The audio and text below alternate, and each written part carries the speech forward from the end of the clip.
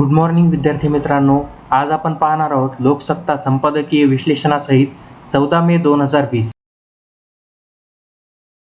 त्यापूर्वी जर तुम्ही आमच्या यूट्यूब चॅनलवर नवीन असाल तर टार्गेट गव्हर्नमेंट जॉब या आपल्या यूट्यूब चॅनलला सबस्क्राईब करा. बाजूला दिलेल्या बेल आयकॉनला क्लिक करायला विसरू नका. आजच्या या व्हिडिओमध्ये आपण दोन महत्त्वाचे लोकसत्तामध्ये आलेले लेख पाहणार आहोत. त्यापैकी पहिला लेख म्हणजे औषधाची वेळ आणि दुसरा लेख म्हणजे केवळ ज्ञान की कौशल्य सुद्धा. याबद्दल आपण माहिती घेणार आहोत. जर आपल्याला काही यामध्ये शब्द वगैरे किंवा वाक्यरचना जर समजली नसेल तर आम्हाला कमेंट करून नक्की कळवा आणि आपल्या सूचना सुद्धा कळवा. सरकार यापुढील काळात इतकी मोठी रक्कम अर्थव्यवस्थेच्या फेरबांधणीसाठी खर्च करेल असा समज होण्याची शक्यता आहे. कारण लघु उद्योगाची जी व्याख्या बदलून अधिकाऱ्यांना सवलतीचा लाभ आणि या उद्योगात सरकारी कंत्राटांचे पैसे वेळेवर चुकते होण्याची हमी या घोषणांचे स्वागत होईल. सरकार नव्याने किती खर्च करणार आणि पतपुरवठा वा अन्य कारणासाठी आधी जाहीर केलेल्या योजनातून किती वळते करणार हे स्पष्ट झाले नसले तरीही येत्या दिवसात आणखी काही तपशील समजतीलच. भीषण अर्थव्यवस्था सध्या जी अर्थव्यवस्था आहे ती खूप म्हणजे गंभीर परिस्थितीमध्ये आहे. हजारो स्थलांतरित मजूर आपापल्या गावी केविलवाण्या अवस्थेत परतल्यानंतर आणि वाटेत त्यातील काही जे आहेत मजूर त्यांना प्राणसुद्धा गमवावे लागत आहेत. जगातील सर्वात कडकडीत टाळेबंदीच्या 50व्या दिवशी उद्योग व्यवसाय क्षेत्रासाठी आणि एकूणच अर्थव्यवस्थेसाठी पंतप्रधान नरेंद्र मोदी यांनी जाहीर केलेल्या तब्बल 20 लाख कोटी रुपयांचा विशेष मदतीचे मनपूर्वक स्वागत. आपले आर्थिक जगत या अशा मदत योजनेसाठी कानात प्राण आणून वाट पाहत होते. ती प्रतीक्षा अखेर पंतप्रधानांनी यांनी संपवली आहे, म्हणून या घोषणेचे स्वागत आहे. परंतु जे पॅकेज जाहीर केलेलं आहे 20 लाख कोटी, खरंच म्हणजे ते लघु व मध्यम उद्योग तसेच शेतकरी व कामगार यांसाठी काही त्यामध्ये आहे का याबद्दल सुद्धा आपण विशेष लक्ष दिलं पाहिजे. आणि 20 लक्ष कोटी या अगोदर सुद्धा निवडणुकीमध्ये घोषणा केली होती की प्रत्येक व्यक्तीच्या खात्यावरती 15-15 लाख रुपये जमा करण्यात येतील. त्याचप्रमाणे हे सुद्धा आश्वासन फोल तर नसेल याबद्दल सुद्धा आपण विचार केला पाहिजे. आणि याची मदत खरंच भेटते का, याची मदत जास्तीत जास्त लोकांनी, सर्वसामान्य लोकांनी उद्योग उभारणीसाठी करावी जेणेकरून अर्थव्यवस्थेला बळकटीकरण होईल. ही 20 लाख कोटी रुपयांची मदत योजनेचा देशाच्या सकल राष्ट्रीय उत्पन्नात 10% इतकी असल्याचे पंतप्रधानांनी मंगळवारी आपल्या मूळ घोषणेत सांगितले. त्याचा तपशील अर्थमंत्री निर्मला सीतारामन यांनी बुधवारी जाहीर केला. या घोषणेचे अनेक पदर असतील आणि पुढील काही दिवसात दररोज ते उलगडून दाखविले जातील असा आधी पंतप्रधान आणि नंतर निर्मला सीतारामन अर्थमंत्री यांनी जाहीर केले. त्यामुळे पुढील काही दिवसांच्या मथळ्यांची बेगामी होणार असली तरीही त्यामुळे या सर्व योजनांचे विश्लेषण एका दमात होणार नाही. अंतिम घोषणेची प्रतीक्षा करावी लागणार आहे. त्यामुळे तूर्त जे काही जाहीर झाले आहे त्याचाच उहापोह करावा लागेल. प्रथमच पंतप्रधानांच्या 20 लाख कोटी रुपये या घोषणेविषयी ते ऐकून सरकार यापुढील काळात इतकी मोठी रक्कम अर्थव्यवस्थेच्या फेरबांधणीसाठी खर्च करेल असा समज होण्याची शक्यता आहे. फेरबांधणीसाठी जरी खर्च करत असेल परंतु या रकमेची म्हणजे केवळ आश्वासने किंवा केवळ म्हणजे तात्पुरती लोकांना सुख देण्यासाठी जर ही घोषणा असेल तर ते अर्थव्यवस्थेसाठी खूप धोकादायक असणार आहे. याबद्दल सुद्धा आपण विचार करायला पाहिजे. किंबहुना तो तसा व्हावा असाच प्रयास असणार. तथापि या रकमेचा आगापिछा पाहू गेल्यास लक्षात येते ते असे की 20 लाख कोटी रकमेतील जवळपास निम्मी रक्कम ही आधीच खर्च झालेली आहे वा ती खर्च होईल अशी व्यवस्था तर झालेली आहे. याआधी फेब्रुवारी महिन्यात रिझर्व्ह बँकेमार्फत अर्थव्यवहारात सोडण्यात आलेल्या रोकड 2.8 लक्ष कोटी रुपये, त्यानंतर मार्च महिन्यात 3.74 लाख कोटी रुपये, व्याजदर कपात आदी मार्गाने उपलब्ध झालेले 1.37 लाख कोटी रुपये आणि म्युच्युअल फंडसाठी 50,000 कोटी रुपये, मार्च महिन्यात टाळेबंदी सुरू झाल्यावर जाहीर केलेली 1.7 लाख कोटी रुपये विशेष मदत योजना आदी सर्व खर्च जमा केल्यास ही रक्कम 10 लाख कोटी रुपयाच्या घरात जाते. म्हणजे एकंदरीत सदर जे आहे तर सध्या जे 20 लाख कोटीचं जे पॅकेज जाहीर केलेलं आहे यातील अर्धी रक्कम यापूर्वीच 10 लाख कोटी रुपयांच्या घरात जाते आहे. याचा खर्च सुद्धा झालेला आहे. याचा अर्थ पंतप्रधान सांगतात त्या 20 लाख कोटी रुपयातून इतकी रक्कम वळती करायला हवी. सकल राष्ट्रीय उत्पन्नाच्या 10% रक्कम करोना काळावर मात करण्यासाठी खर्च होणार असल्याच्या घोषणेमागील वास्तव समजावे म्हणून हा प्रपंच. या घोषणेच्या दुसऱ्या दिवशी अर्थमंत्री निर्मला सीतारामन यांनी लघु व मध्यम उद्योगाच्या या रकमेतील वाटा जाहीर केला. तो अत्यंत महत्त्वाचा आहे कारण 80% अधिक अशा आपल्या अनौपचारिक अर्थव्यवस्थेत लघु उद्योगांचा वाटा मोठा आहे. 21वे सोडा पण 20वे शतकही उजळले नव्हते तेव्हा लोकमान्य टिळकांनी आपल्या अग्रलेखात भारताने लघु उद्योगावर कसा भर द्यावा हे विशद केले होते. सीतारामन यांची या क्षेत्रासाठी सर्वात मोठी व दखलपात्र अशी घोषणा आहे ती कोणत्याही तारणाविना 3 लाख कोटी रुपयांचा कर्जनिधी ही. याचा अर्थ लघु उद्योग या निधीतून त्वरित कर्ज घेऊ शकतील आणि पहिल्या 12 महिन्यापर्यंत त्यावर त्यांना कोणतेही व्याज आकारले जाणार नाही. काही दिवसापूर्वी इंग्लंडचे अर्थमंत्री ऋषी सुनक यांनी 2 आठवड्यापूर्वी अशी कर्जनिधी योजना जाहीर करण्याची कल्पकता दाखविली.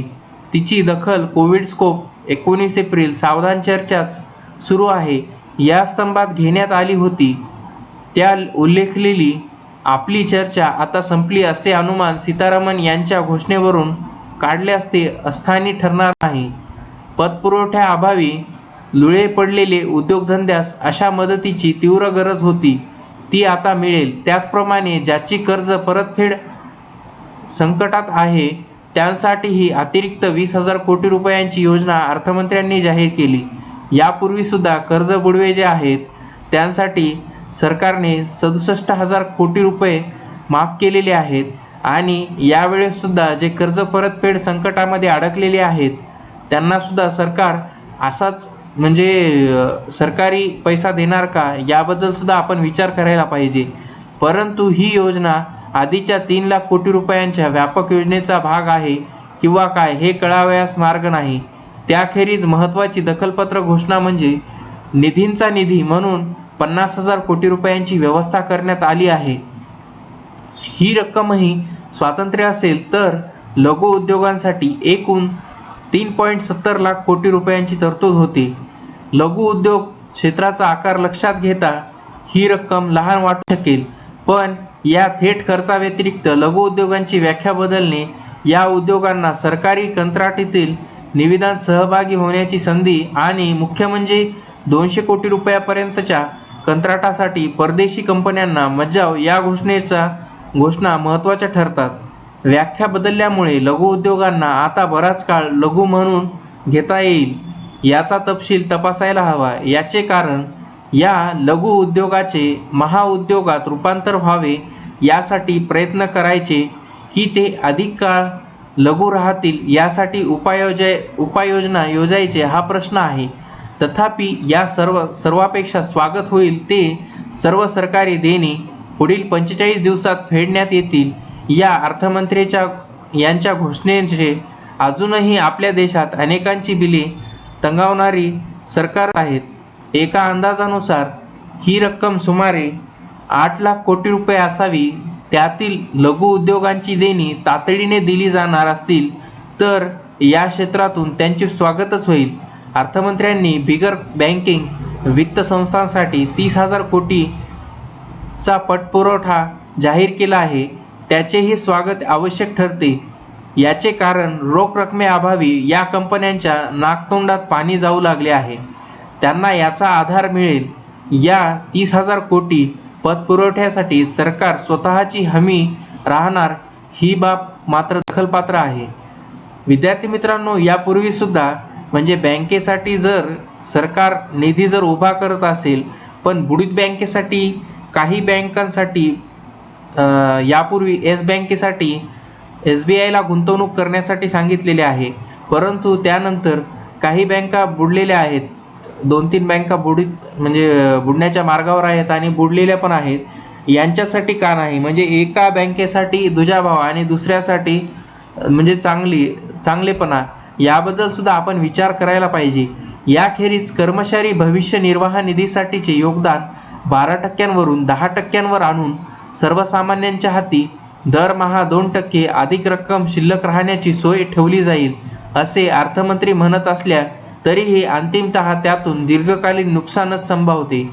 या निधीतून मोठी रक्कम काढण्याची मुभा आणखी काही काळ राहील, पण तोही आपलाच पैसा, तो आता काढावयास मिळणार. यात आनंद मानायचा की आपली म्हातारपणाची मिळकत आताच खर्च करायची, हा ज्याचा त्याचा प्रश्न आहे. त्यापेक्षा मोठा सवाल असा की लोकांकडील पैसा केवळ विनियोगाचे नियम बदलणे याला सरकारने दिलेली आर्थिक सवलत म्हणायचे का, याबद्दल सुद्धा आपण विचार करायला पाहिजे. बाकी कंत्राटदार, वीज वितरण यंत्रणा, बांधकाम उद्योजकांना नियमातून काही काळ सूट वगैरे अनेक घोषणा अर्थमंत्र्यांनी केल्या. आयकर भरण्याची मुदतही त्यांनी वाढवली. तथापि वारंवार विचारूनही अर्थमंत्र्यांनी वस्तू व सेवा करपोटी किती जमले आहेत हे सांगितलेले नाही. म्हणजे यामागे काहीतरी मोठं घोडबंगाल चालू आहे.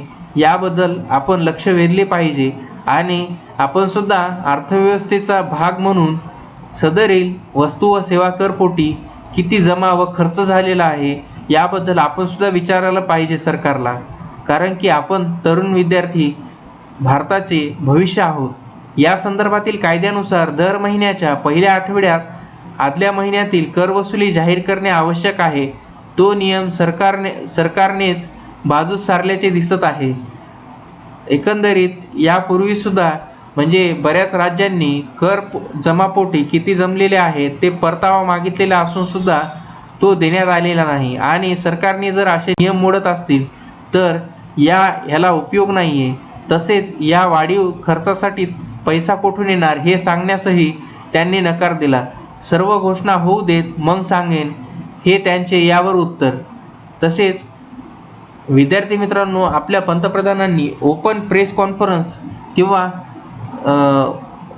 सर्व जे वृत्तवाहिन्या आहेत त्यांच्या कधीही खुली पत्रकार परिषद घेतलेली नाही.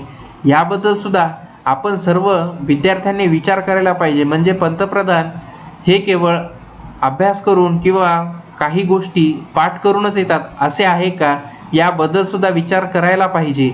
या इतक्या घोषणा करण्यास सरकारने 51 दिवस घेतले. आता तपशिलासाठी आणखी किती दिवसाची प्रतीक्षा. औषध कितीही गुणकारी जीवनदायी असली तरीही ती रोगी वाचविण्याची शक्यता असेपर्यंत द्यावे लागते. या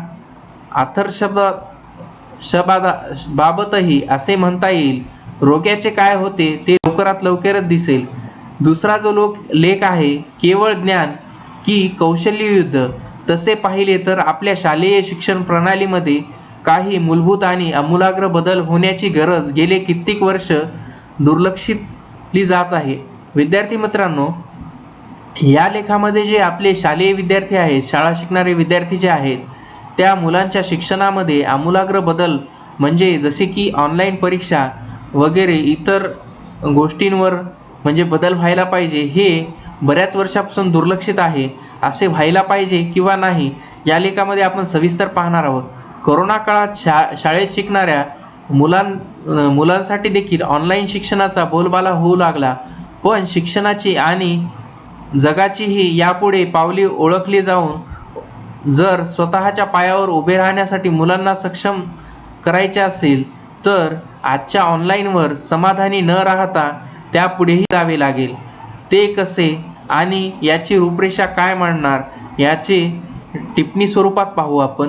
कोरोना महासाथीने जग हादरून गेले असून एकीकडे या विषाणूचा संसर्ग आटोक्यात आणून जीवितहानी टाळणे आणि त्याचबरोबर टाळेबंदीमुळे येऊ घातलेल्या आर्थिक मंदीच्या संकटाशी सामना करणे अशी दुहेरी पातळीवरून जगातील सगळ्याच देशांचे आटोक्यात आणण्याचे प्रयत्न चालू आहेत. हे आपल्याला सुद्धा माहीतच आहे.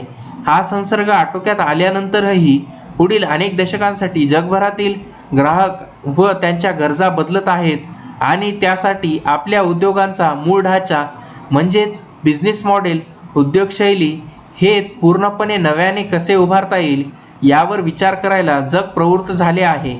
उद्योग बदलणार म्हणजे आणखी काय बदलणार? शिक्षण क्षेत्र देखील याला अपवाद नाही. तसे पाहिले तर आपल्या शालेय शिक्षण प्रणालीमध्ये काही मूलभूत आणि आमूलाग्र बदल होण्याची गरज गेली कित्येक वर्ष दुर्लक्षित जात आहे. या करोनामुळे ती पुन्हा एकदा अधोरेखित झाली.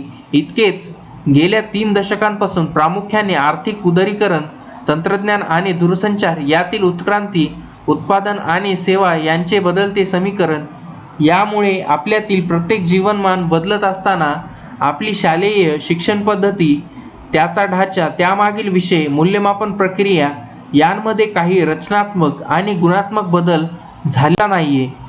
या साचलपणामुळे आजचे शालेय शिक्षण हे मुलांच्या सर्वांगीण विकासासाठी पूरक असण्याऐवजी उदासीन आणि बऱ्याच बाबतीत त्यांच्या विरोधात किंवा अडथळा आणणारे ठरले आहे. आजच्या एकूणच बदलत्या परिस्थितीत वेळ साधून यामध्ये काही बदल घडविण्याची ही काळाची गरज आहे. या बदलांच्या 4 वेगवेगळ्या भागांमध्ये आपण विचार करूया. शिकवण्याची पद्धत जी आहे, गेली कित्येक वर्ष ऑनलाईन शिक्षण पद्धती जगभरात रुजू आहे आणि रूढ होऊ लागली आहे. करोनानंतर आता ती गरज बनली आहे. परंतु शाळा वर्ग यातील शिकविणे, क्लासरूम टीचिंग ते ऑनलाईन शिकविणे यातील प्रवास हा एका क्लिक एवढा सोपा नाही. आणि पुन्हा शाळा सुरू झाल्यानंतर वर्गातील शिक्षण आणि ऑनलाईन शिक्षण यांची योग्य सांगड घालणे हे धोरणात्मक पातळीवर ठरविणे गरजेचे आहे.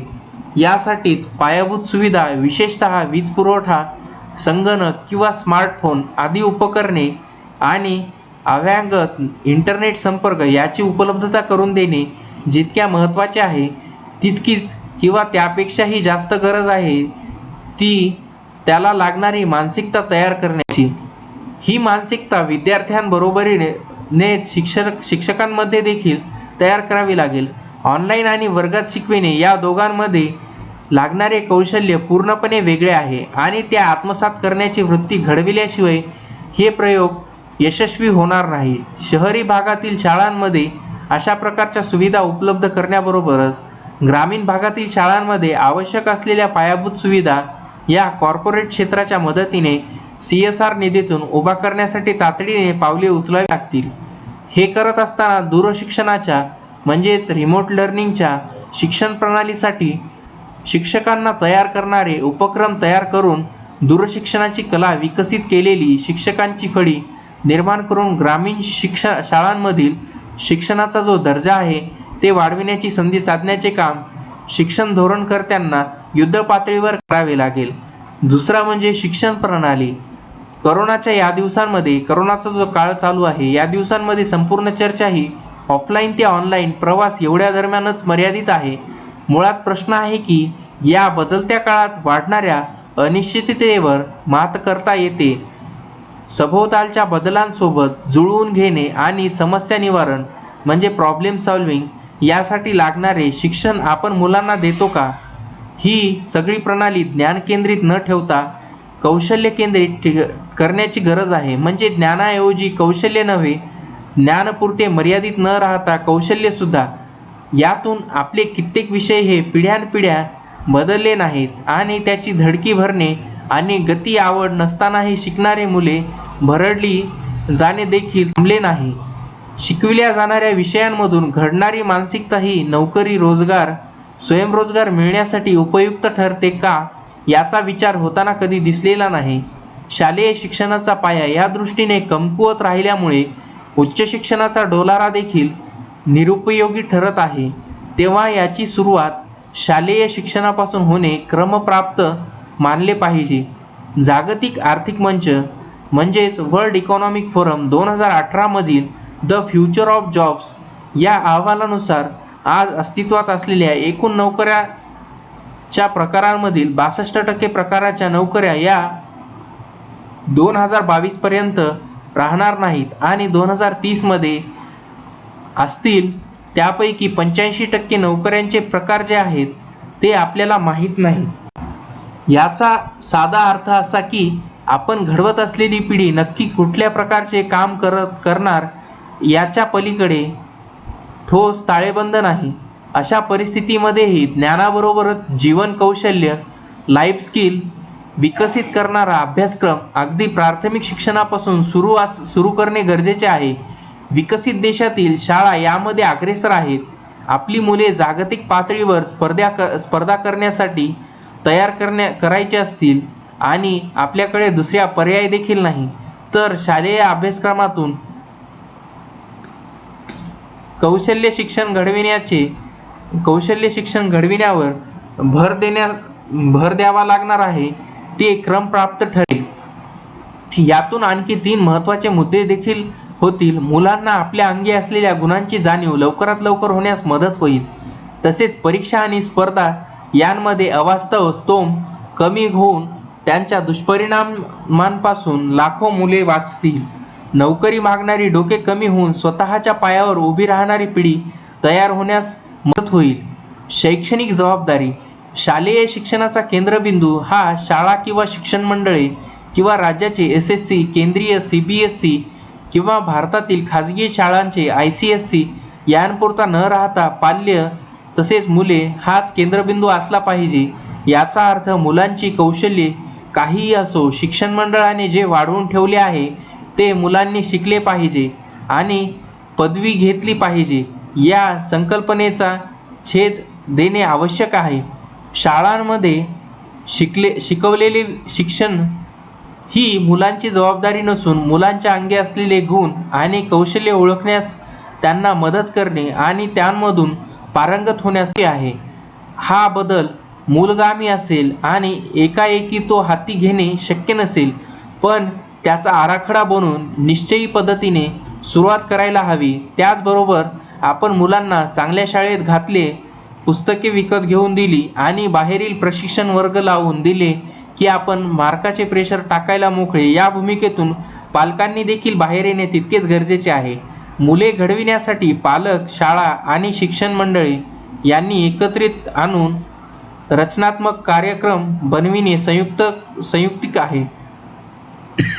विद्यार्थी मित्रांनो, जर आपल्याला जगाच्या स्पर्धेमध्ये जर टिकायचं असेल, जेणेकरून 2022 आणि 2030 जे आपण यापूर्वी पाहिलेले आहे की किती नोकऱ्या माहीत आहेत किंवा किती नोकऱ्या असतील याबद्दल जे वर्ल्ड इकॉनॉमिक फोरमने जो म्हणजे एक भविष्यवाणी केलेली आहे, याबद्दल जर आपल्याला जर जगाच्या स्पर्धेमध्ये जर टिकायचे असेल तर आपल्याला जे कौशल्य शिक्षण आहे अशा प्रकारचे शिक्षण घेऊन, म्हणजे जेणेकरून विद्यार्थी स्वतः नोकरी न मागता एखादा व्यवसाय किंवा छोटे मोठे उद्योग करेल, जेणेकरून भारत जो आहे, भारताचं म्हणजे जागतिक आर्थिक तसेच व्यापारामध्ये मोठा म्हणजे वाटा राहील.